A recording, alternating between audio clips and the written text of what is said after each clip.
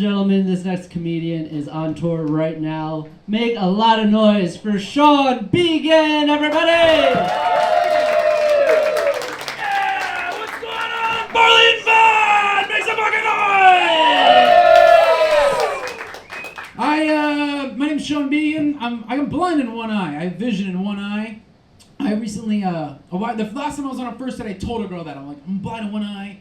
Because she was like, hey man, what's up with your fucking eye? And that's what it is. When you're looking at me from where you're sitting, it looks fine. But if you come and talk to me after the show, you'd be like, oh shit, one's lazy and the other one is really hard working. Way to go.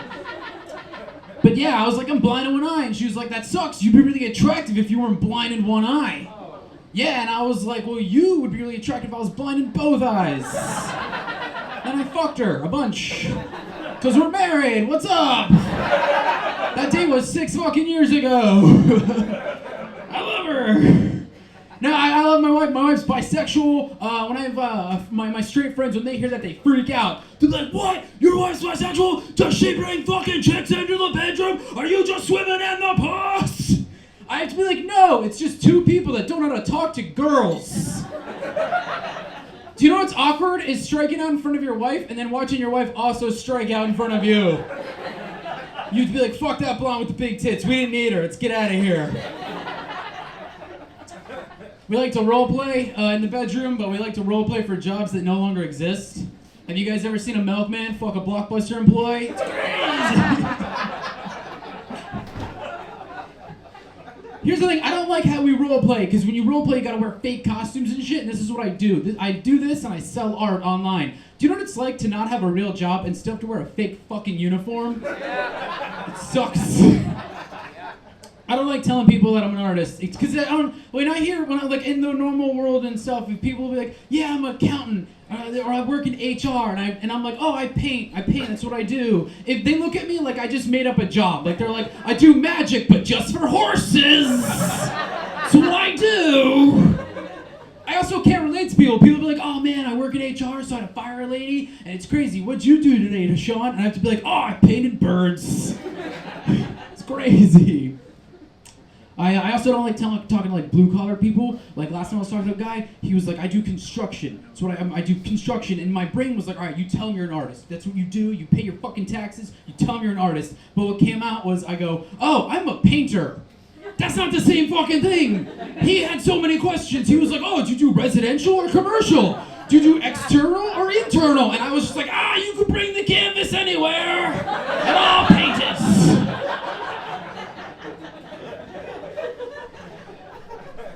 I'm going to tell you guys a story about love.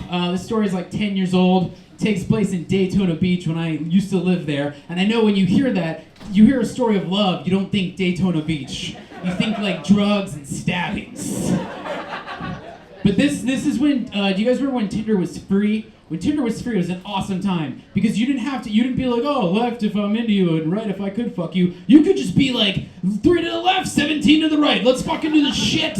Unless you were like me, then you'd just be like, I'm lonely, all aboard, let's fucking do this shit! But I met this girl, Daytona Beach, on Tinder, opens up and I go, or she goes, we should go on a date. It was Valentine's Day. It was Valentine's Day 2013. She goes, we should go on a date. And I was worried, so I was like, as long as you don't kidnap me. She responds, who the fuck do you think you are, the Lindbergh baby? I was like, alright, she's okay, let's go on a date. So I get really nervous when I go on first dates. So, this is what I did. She lived by the beach, which I was really happy about because I didn't have any money and the beach is free. So I was like, yeah, let's go to the beach, let's hang out. And I parked in front of her apartment complex and I just killed a 4-pack of PBR. That's what I did. I didn't think about like her likes or dislikes, or I didn't look at her profile. I was just like, let's fucking tailgate this first date, here we go. I tried to not make it so sad, but it was just me pretending my student was a bartender. I was like, one more Subaru, you crazy, all right, let's do this shit. I walk up to her apartment, knock on the door. She opens it with a 6-pack of Bud Light going, I'm nervous, so we're going to drink. And I went, I'm going to give you jewelry one day. I'm in love. So we go to the beach. Sun's setting. People are leaving. We're talking. We're getting to know each other. We're drinking beers. And it's dark now. And I want to kiss her. I want to give her the smoocher. But I want to ask. So I was like, hey, can I kiss? And I couldn't get it out. And then she barreled forward and started kissing me. And then as she was kissing me, she like did a maneuver where she unzipped my pants and she grabbed onto my shit. I'm sorry, guys. All right, here's what happened just now. I feel like I've been cursing a lot this set, so in my head, while I'm telling you guys these jokes, I was like, all right, dude, don't say dick. Say a better word than dick. But then I got to the part where I'm supposed to speak, and I came up with shit.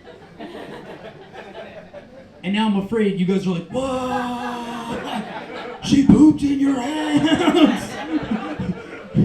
She didn't grab onto my shit. She grabbed onto my dick. She grabbed onto my hog. Whatever we're gonna call it.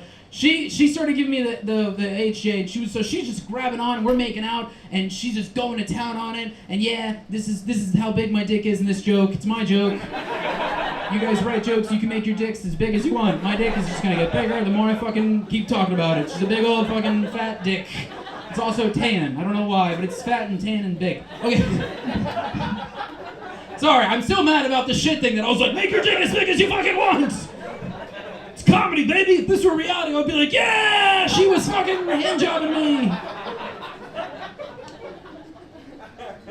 So, we're doing this thing, I'm really into her, but my body fucking hates itself, and I'm drunk, so my brain is like, hey dick, let's get hard, come on. And my dick is just like, haha, no! Your move, brain! And she's still going, and it's this tense thing because I want this lady to know that I'm into her. So I say, sucks, no boners, am I right? That's what I said to her. And the way that I said it was like, you tried, I tried, we both tried. This is like a Little League game. Let's get the fuck out of here and get pizza. Good game, let's go. And I thought that was a good move. But then I start, then she's still going, and she goes, oh, you no boner, that sucks. And I go, yeah. And then for some reason I went, I take medicine, that's why. And then my head, the voice in my head is like, this is a good move, because you've watched a movie where people, if they have malaria, they can take medicine and they can't get boners. This is great, as long as this person doesn't ask what for. What do you take medicine for? And then she's all like, what do you take medicine for? And now the voice in my head is like, fuck this, I'm out, you're on your own, deal with this shit. And then I respond, I think I might be bipolar. Like, that's what I just said. So now she thinks I take medicine because I think I might be bipolar. We dated for fucking 3 years. You know how hard it is to pretend to be bipolar? I think I like Pavlov dogged myself into being bipolar. Like, I would be like, yeah, pretend to be happy and then really sad. And then some days I'd be like, man, I'm really happy, but now I'm really fucking sad. I don't know. Do you guys smoke pot here? Yeah. I'm from Denver, and I don't smoke pot. I feel like I'm the only guy. It's just me walking around, and people are like, do you want to smoke pot? And I'm like, no. And they're like, fucking nerd. I get weird, like, paranoia when I smoke pot, and it's not regular pot paranoia. People hear that, and they're like, oh, that's pot. But regular pot paranoia is external. You get high, and it's out there. You go, maybe my friend is a fucking fed. I don't really know that guy. I don't trust that guy. He drives a fucking van. Maybe that's a surveillance van. I don't fucking know. He says he's a pool guy, but I don't fucking know. It's not like that for me. It's not external. It's internal. It's internal. Old man, my body is turning on me. Kind of paranoia, where I get high and I just go, oh man, my knees are clicking a lot. What the fuck? These things are fucked up. I know they are. These things are fucking gone. And then I convince myself that my knees have always clicked, but they're so far from my ears that I've just never fucking heard them. My ears and my knees are fucked up. I also can't do anything when I'm high. Like a few years ago, I wanted to go see a band, and I was high, and I was like, you can buy the concert tickets tonight, because they're gonna sell out, so you gotta buy them right now. So I was high, and I was in Ticketmaster, and it was a fucking nightmare. They were asking me these curveball questions, like, what's your name? What's your date of birth? And I was losing my mind. And then we got to the end, and they were like, hey, we just want to make sure you're not a robot. Type in X721J, and it's all fucking moving around and shit. Do you know what that's like when you're high? It's 35 minutes and 48 tries, and I was just like, oh, I fucking think I'm a robot. This is how I become aware. I gotta fucking kill John Connor, don't I? This sucks. I also don't know how bongs work. 35, and I don't know how bongs work.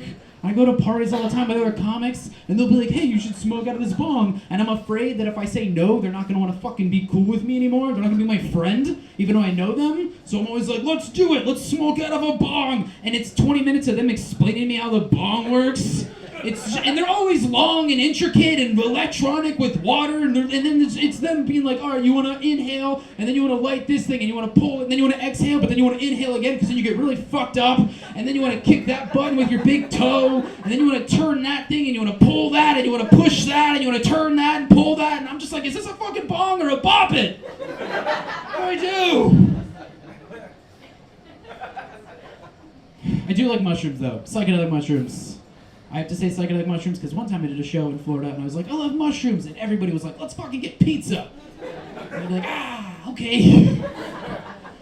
I like psychedelic mushrooms. They say when you do psychedelic mushrooms, your third eye opens, and fuck, it's cool seen out of two eyes.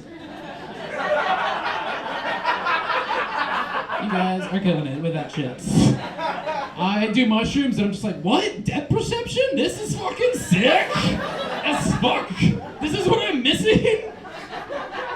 One time I did mushrooms and I was just like, hey everybody, watch me back up this car with confidence. Barley and Vine, thank you so much. I'm selling art after the show. Come hang out. Thank you.